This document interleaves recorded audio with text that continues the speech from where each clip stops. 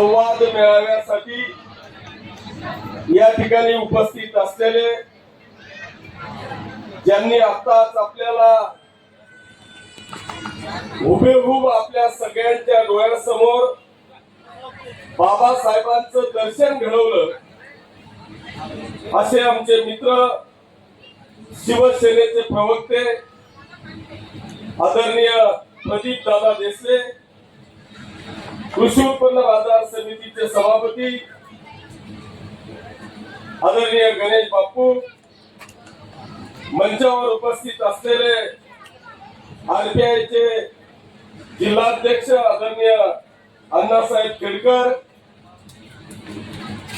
तुमच्या सगळ्यांच्या सहकार्याने ज्यांनी प्रचंड अशी मेहनत घेतली आणि हा मेळावा यशस्वी करण्याचा प्रयत्न केला असे आमचे मित्र आदरणीय प्रवीण भाऊ, आपल्या नगरीचे नगराध्यक्ष आदरणीय संजयजी गोहिल, ज्यांनी गेली अनेक वर्ष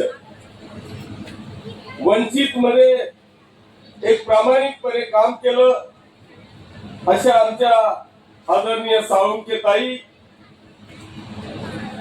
सनी भाऊ साठे, सुनील कदम, भीमराव भाऊ खैरे, उमेश निकम, विकी बाविस्कर, जगन निकम, दीपक शेजवळकर, सचिन केदार, आकाश थोरात, अनुराग खेळकर, जयेश तायडे, मयूर ब्राह्मणे, सागर आहिरे, शुभम खर्चाने, रत्ना पारखेताई, साळुंकेताई, कदमताई, मायाताई, भिवसनेताई, गायत्रीताई, वंदनाताई, भूषण आहिरे, विशाल सोनवणे, सनी, मोठी यादी करून दिली आहे प्रवीण भाऊंनी. ज्यांनी ज्यांनी प्रवीण भाऊ त्यांच्या बरोबर प्रचंड अशी मेहनत घेतली ते सर्व आमचे भीमसैनिक, मंचावर उपस्थित असलेले पदम बापू, कृषी उत्पन्न बाजार समितीचे संचालक आदरणीय प्रकाश भाऊ तांबे, शिवसेनेचे तालुका प्रमुख आदरणीय सुनील आबा, आदरणीय महेंद्रजी खेडकर, आमचे आदरणीय सुनील भाऊ, महेंद्र भाऊ, महिला आघाडीच्या आमच्या सर्व ताया,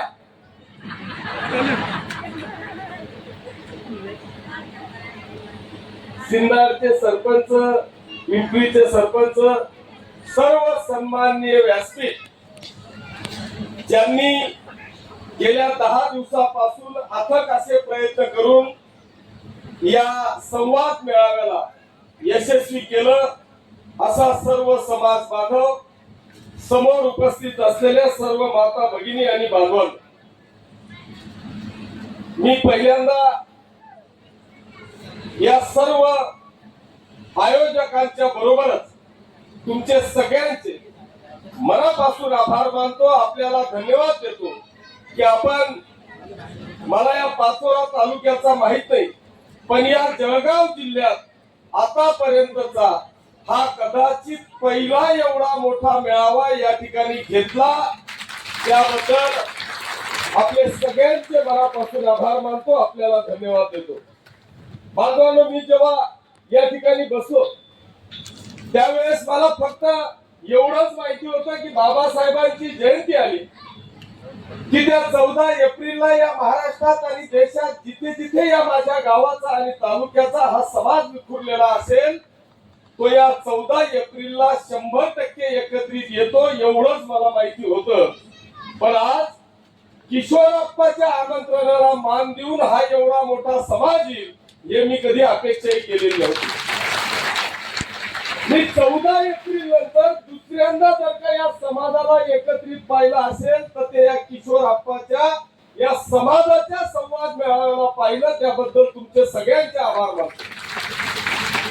खरं म्हणजे मला प्रश्नही पडलाय की एका सगळेजण घराला कुलपच लावून आले का काय, अशी परिस्थिती येते.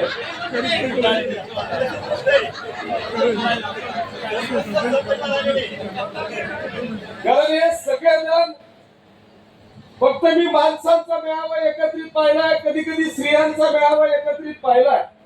कारण माणूस आला तर तो बाईवर जबाबदारी टाकून येतो, आमची ताई आली तर तो माणसावर जबाबदारी टाकून येतो. इथं खरंच 14 एप्रिल सारखं वातावरण आहे आम्ही लहान लहान पोरा बाळांसहित आलेलो आहे. आणि म्हणून मला शंका आली की हे घरी कुलूप लावून आले का काय. आता आता खरं उलगडलं.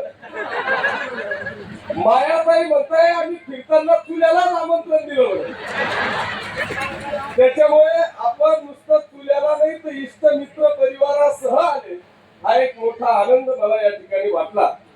माझा आत्मविश्वास बनवलेला की हा विखुरलेला समाज आणि या समाजाला अनेक राजकीय नेत्यांनी आपल्याला गृहीत धरलेला आहे. प्रवीण भाऊंनी आपल्या भाषणामध्ये आपल्या सूत्रसंचालनामध्ये सांगितलं की ही वस्तुस्थिती आहे की आतापर्यंतच्या या राजकीय लोकांनी तोडा फोडा आणि राजकारण करा अशा पद्धतीचं राजकारण केलं. बांधवांनो, या समाजामध्ये वेगवेगळ्या पद्धतीच्या गटतात पाडले. आणि नुसत्या आरपीआय मध्ये 3-4 आहेत वाटतं, 4 नुसत्या आरपीआय मध्ये 4. बाळासाहेब वेगळे, आठवले साहेब वेगळे, गवाळे साहेब वेगळे, गवई साहेब वेगळे. या समाजाला कसं वाटून निटून घेता येईल हा प्रामाणिक प्रयत्न आजपर्यंत राजकारण्यांनी केलं. आणि म्हणून प्रवीण भाऊ, मी तुम्हाला पहिल्यांदा धन्यवाद देतो की तुम्ही एक शब्द वापरला. तो एक शब्द अत्यंत महत्वाचा आहे. आम्हाला पक्ष काय आहे हे माहित नाही, आम्ही किशोर अप्पाच्या सोबत आहे. मी तुमच्या सगळ्यांचे मनापासून आभार मानतो. नाही तर ते इस दिल के तुकडे हुए हजार, एक यहाँ गिरा एक वहां गिरा, या सगळ्या तुकड्यांना मी जोडायचं म्हटलं तर मला खतम व्हायचं काम. मी या तुकड्यांच्या बाजूला जाऊन तुम्ही मला उच्चार केला ना, त्याचा मला आनंद झाला. कारण आपल्याला बांधवांनो, या राजकीय लोकांनी इतके तुकडे पाडले की ते शेवट जुळू देत नाही. त्याचाच बेनिफिट आजपर्यंत आमच्या सारखे राजकीय लोक या ठिकाणी घेत गेले आणि याचा दुष्परिणाम बांधवांनो आपल्याला या ठिकाणी घ्यावा लागतो. आणि म्हणून जे प्रेम आज तुम्ही या ठिकाणी दाखवलेलं आहे, त्या प्रेमाची उतराई हा किशोर अप्पा 100 नाही 1001% केल्याशिवाय राहणार नाही, याची ग्वाही बांधवांनो आजच्या या अतिशय सुंदर अशा मेळाव्याच्या निमित्तानं मी देतो. या किशोर अप्पांनी कधी आयुष्यामध्ये राजकारण केलं नाही, कधी काय तोंडात आणि काही पोटात असं आयुष्यात ठेवलेलं नाहीये. हा किशोर अप्पा सुद्धा माणसाला माणसासारखं जपणारा व्यक्ती आहे. या माणसाला सोबत घेऊन चालणारा व्यक्ती आहे. अरे आमच्या प्रवीण भाऊनी मी एका ताटात जेवण केलेलं आहे. असे अनेक माझे मित्र आहेत की आम्ही एका ताटात जेवतोय. अशा कधी घाणेरड्या जातीपातीचं राजकारण या किशोर अप्पाच्या जीवनामध्ये आपण केलेलं आहे. याला 100% न्याय देण्याची भूमिका माझी आहे. अरे हा समाज मागतो काय आहे? आजही जर का तुम्ही पाहिलं तर या समाजाला ज्या जीवनावश्यक वस्तू आहे, आज हा काय म्हणतो, हे ग्रामीण भागामध्ये गेले. आमच्या साळुंखे ताईंनी त्यांच्या भाषणामध्ये उच्चार केला की मी ग्रामीण भागामध्ये फिरली आणि या ग्रामीण भागातली अवस्था पाहिली तर हा समाज आजही आमच्याकडे काय मागतोय? रेशन कार्ड द्या. रेशन कार्ड आहे पण आम्हाला अन्नधान्य द्या, आम्हाला राहायला घर नाही घरकुल द्या, पाणी नाही पाण्याची व्यवस्था करा. बांधवांनो, ही जी काय अवस्था आजपर्यंत या न्याय व्यवस्थेने किंवा या राजकीय व्यवस्थेने या ठिकाणी करून ठेवलेली आहे, मी तर या ठिकाणी बांधवांनो आपल्याला या निमित्तानं आव्हान. बांधवांनो, आपण या नगरपालिकेमध्ये 100% आपण ठराव केला. मी सगळ्यांना सांगितलं, आज मी आपल्याला आश्वासित करतो की या नगरपालिकेचा ठराव होईल. काय होईल? ही ज्या दिवशी परवानगी मिळेल त्या पुतळ्याचा जेवढाही खर्च असेल तो पुतळा हा किशोर अप्पा स्वतःच्या खर्चाने त्या ठिकाणी करेल. याचं कारण असं आहे की आम्हाला काही नवीन पुतळ्याची मान्यता घ्यायची नाही. आमचा पुतळा ऑलरेडी आहे, मान्यता प्राप्त आहे. आम्हाला फक्त पुतळ्याची उंची वाढवायची आहे. नगरपालिकेचा ठराव होणार आहे. पण आज मी तुम्हाला सांगतो की जे सांगितलं, आज आपला हा संवाद मेळावा झालाय या बौद्धांच्या नावाने. आपण एक सुंदर असं सिस्टम, आपलं एक मंडळ तयार करा आणि त्या मंडळाची मागणी माझ्याकडे करा. अरे त्याच्यासाठी लागणारा 100% पैसा किशोर अप्पा स्वतःच्या खिशातून देऊन बाबासाहेबांचा अश्वारूढ पुतळा आपण त्या ठिकाणी उभा करू अशी ग्वाही मी आपल्याला या निमित्तानं देतो. त्याच्यामुळे काळजी करण्याची आवश्यकता नाही. पुतळ्याला कोणाची परवानगी घेण्याची आम्हाला आवश्यकता नाही. आम्ही फक्त डागडुजीच्या नावाने पुतळा आम्हाला डागडुजी करायचा आहे, तो खराब झालेला आहे आणि इथे नवीन पुतळा बसवायचा आहे. कलेक्टरला एक पत्र द्यायचं आहे, 2 ओळीच्या पत्रात आम्हाला मंजुरी घ्यायची आहे. याच्या पलीकडे आता दुसरं नाही आहे. पण याच्या बरोबर मला पाचोऱ्याच्या पलीकडे पुन्हा भडगाव मध्ये तीच अवस्था आहे की अजून भडगाव मध्ये कुठल्याही महापुरुषाचा पुतळा नाही. ते छोटस ग्रामपंचायतीतून नगरपालिकेकडे आलेलं होतं. बांधवांना मी या निमित्तानं विनंती करेल की आपण भडगाव शहरामध्ये नगरपालिकेच्या माध्यमातून आता आचारसंहितेच्या आधी करणं मला शक्य नाही, कारण येणाऱ्या 8-10 दिवसात आचारसंहिता लागेल. या 8-10 दिवसामध्ये या सगळ्या प्रोसेस करणं मला शक्य नाही. पण मी आपल्याला ग्वाही देतो की भडगाव शहरामध्ये सुद्धा या 3 महापुरुषांचे पुतळे छत्रपती शिवाजी महाराज, डॉक्टर बाबासाहेब आंबेडकर आणि महात्मा ज्योतिबा फुले या तिघांचेही पुतळे भडगाव शहरामध्ये एक दिमागदार रूपाने उभे राहतील यात माझ्या मनामध्ये कुठल्याही प्रकारची शंका नाही. आणि म्हणून बांधवांनो, आपण काळजी करण्याची आवश्यकता नाही. विकास कामांचा विषय आज पाचोरा शहरामध्ये राहणाऱ्या आमच्या प्रत्येक पदाधिकारी आणि कार्यकर्त्याला बांधवांनो विचारा. आपण काही ग्रामीण भागातले लोक या ठिकाणी आहेत, पण या पाचोरा शहराच्या आमच्या जेवढ्याही वस्त्या असतील या डिक्शनरीत आजपर्यंत आला नाही. पाचोरा शहरात वसतिगृह आहे, पण ते अगदी छोट आणि त्याची दुरावस्था झालेली आहे. पण आता ते मला शक्य नाही. तुमच्या सगळ्यांच्या आशीर्वादाने मी पुन्हा 3 महिन्याने आमदार होईल असं तर वाटायला लागलेलं आहे. आमदार झाल्याबरोबर पहिलं काम हे आपल्या पाचोरा शहरातल्या दलित वस्ती गृहाच्या निमित्तानं वसतिगृहाकरता 100% पहिलं काम पाचोरा शहरातलं कुठलं होईल ना प्रवीण भाऊ, तर ते वसतिगृहाचं एक सुसज्ज असं वसतिगृह आपण त्या ठिकाणी टाकू. दुसरा विषय आमच्या ताईंनी या ठिकाणी सांगितला तो म्हणजे आम्ही फिरलो, पण आमची रोजगारी बेरोजगारी आणि त्याच्यात आमच्या खैरे दादांनी सांगितलं त्यांचा तो शेअर मला वाटतं मला आता बोलता येणार नाही. ते दलाल घेणारे दलाल देणारे दलाल असा काहीतरी होता, पण अर्थ कळला. पण बांधवांनो, आपण या निमित्तानं मी आपल्याला विनंती करणार आहे की आज मी फक्त विकासावर थांबलो नाही.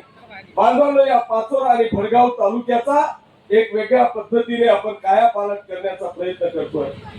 रोड, रस्ता, गटार, पाणी हे तर आमचं जीवनावश्यक वस्तू आहेत. हा आमचा मूलभूत अधिकार आहे. पण हा अधिकार जोपर्यंत आम्हाला प्राप्त होत नाही तोपर्यंत खऱ्या अर्थाने या सर्वांगीण विकासावर आम्ही बोलू शकत नाही.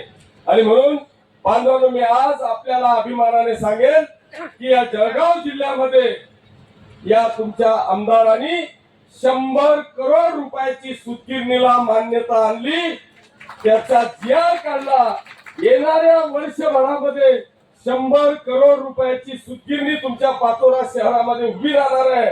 1 वर्षानंतर त्या 100 करोड रुपयाच्या सूतगिरणीमध्ये या परिसरातला 1000 बेरोजगारांना रोजगार देण्याचं काम बांधवांनो आपण त्या ठिकाणी करणार आहोत. भडगावला आपण MIDC मंजूर केली.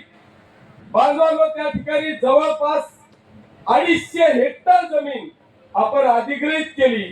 त्या 250 हेक्टर जमिनीवर जर का या भारतातले 2-5 जरी चांगले उद्योग आले ना, अरे माझ्या या गावातल्या परिसरातला एक तरुण किंवा एक तरुणीला गावाच्या बाहेर मुंबई, पुणे, नाशिक सारख्या शहरामध्ये जाऊन रोजगार मागण्याची वेळ येणार नाही. अशी परिस्थिती बांधवांनो आपण या MIDCच्या माध्यमातून उभी करणार आहोत. अशा वेगवेगळ्या योजना आपल्या डोक्यामध्ये आहेत आणि म्हणून आपण काळजी करण्याची आवश्यकता नाही. परंतु बांधवांनो, मी आपल्याला या निमित्तानं नम्र विनंती करणार आहे की आज हे इलेक्शन आहे. या इलेक्शनच्या 2 महिने आधी अनेक प्रकारच्या वावड्या येतात, अनेक प्रकारच्या भूलथापा येतात. ज्या पद्धतीने लोकसभेमध्ये आलं तीच परिस्थिती कदाचित आता सुरुवात होणार आहे. आता हाच विषय आपल्याला या निमित्तानं विनंती करणार आहे की ज्या पद्धतीने लोकसभेला आमच्या घटनेचा विषय पुढे आला, या लोकसभेला आरक्षणाचा विषय पुढे आला, त्याच पद्धतीने आपल्या या गावामध्ये बाबासाहेबांच्या पुतळ्याचा विषय पुढे येण्याची शक्यता नाकारता येत नाही. पण हा किशोरप्पा जे काय असेल ना ते एकदा क्लिअर कट सांगतो. जर होणार नसेल ना तर त्याला माफ करून म्हणून पण सांगतो की हे माझ्याकडून होणार नाही. पण इथे जाहीर आव्हान केलंय की ती नगरपालिका देईल तेव्हा देईल, शासन देईल तेव्हा देईल, पण तुमची समितीने ठरवावं. बाबासाहेबांच्या तुम्हाला पाहिजे तशा पुतळ्याची इस्टिमेट तुम्ही काढावं, त्या पुतळ्याचे पैसे देण्याची जबाबदारी ही किशोरप्पांची आहे. आणि म्हणून एखादा उंदीर जर का ही चिमणी घेऊन आला तर बाबा त्याला समजून सांगा की तू बाबासाहेबांच्या नावावर नाटक करू नको, त्यांच्या नावावर तू अशा पद्धतीने समाजाची दिशाभूल करण्याचा प्रयत्न करू नको. हे ठामपणे सांगण्याची हिंमत आजपासून तुमच्यामध्ये आली पाहिजे. नाही तर मग 2 जण लगेच येतात आणि ते 4 जण आले होते ते असं सांगत होते. अरे तू सांगणार बरं, मी इथला आलाय सांगणार ना, तुम्ही त्यांना सांग ना. ही सांगायची हिंमत तुम्ही ठेवा ना. या किशोरप्पावर एकदा विश्वास ठेवा. अरे हा तुमचा एकही शब्द खाली पडू देणार नाही याची ग्वाही हा किशोरप्पा तुम्हाला देतोय. त्याच्यामुळे काळजी करण्याची आवश्यकता नाही. पण हे इलेक्शन मध्ये येतं बांधवानं. आज जर का तुम्ही पाहिलं तर मी 2-4 दिवस झाले पाहतोय काही विकाऊ पदाधिकारी आहेत, त्यांनी एक आता असं आणलं की या मुख्यमंत्र्यांचा निषेध यांनी धनगर समाजाचा आणि धनगर समाजाला आदिवासी समाजाचं एसटीचं आरक्षण देण्याचं जाहीर केलं. अरे बाबा, त्या माननीय मुख्यमंत्री महोदयांना जे राज्याचं नेतृत्व करताय यांना माझं सांगणं की अरे कोणाच्या तरी दलाल्या घेऊन कुठला तरी नरेटिव्ह सेट करण्याचा तुम्ही प्रयत्न करू नका. लोकसभेला हा समाज फसलेला आहे, पण आता हा समाज तुमच्या ह्या विकाऊपणाला बळी पडणार नाही. कारण मी आपल्याला सांगतो की गेल्या अनेक वर्षापासून हा धनगर आणि धनगर समाजामध्ये चाललेला जो काही विषय होता तो कायदेशीर तपासण्याकरता माननीय मुख्यमंत्री महोदयांनी या विषयाकरता एक समिती नेमलेली आहे. आजही जर का आम्हाला कोणी प्रश्न विचारला की तुमचं मराठा आरक्षणाच्या बाबतीत काय म्हणणं आहे, तर आमचं पहिलं उत्तर असतं की मराठा समाजाला आरक्षण मिळायलाच पाहिजे, पण कुठल्याही ओबीसीला धक्का लागणार नाही याची काळजी घेऊन मराठा समाजाला न्याय मिळायला पाहिजे. ती भूमिका आमची आज आहे की धनगर समाजाला न्याय मिळायलाच पाहिजे, पण कुठल्याही आदिवासी बांधवाला धक्का लागणार नाही याची दक्षता घेऊन आमच्या धनगर समाजाला न्याय मिळायला पाहिजे. ही भूमिका आमची आजही आहे. पण अशा पद्धतीने तुमची लोकांची दिशाभूल करायची विपश्यना केंद्राचा की जे आमच्या काकांनी मला या ठिकाणी सांगितलं, आपण विपश्यना केंद्र गौतम बुद्धांच्या नावाने आपल्या काकांबर्डीच्या खाली जवळपास 12-15 एकर जमीन आपल्या शासनाची आहे. तिथे मी 17 करोड रुपये डेव्हलपमेंट साठी मंजूर केलेले आहेत. ती जी डेव्हलपमेंट होईल त्याच्यात आणखी 5 करोड रुपयाचा निधी हा फक्त विपश्यना केंद्रासाठी आणून या संपूर्ण जगाला शांतीचा मंत्र देणारा गौतम बुद्धांच्या नावाने खऱ्या अर्थाने या समाजाला शांती मिळावी याचा निर्णय आपण 100% घेऊ एवढी ग्वाही देतो. तुमच्या सगळ्यांचं प्रेम आणि आशीर्वाद कायम स्वरूपी माझ्या पाठीशी असेल अशी अपेक्षा व्यक्त करतो आणि थांबतो. काय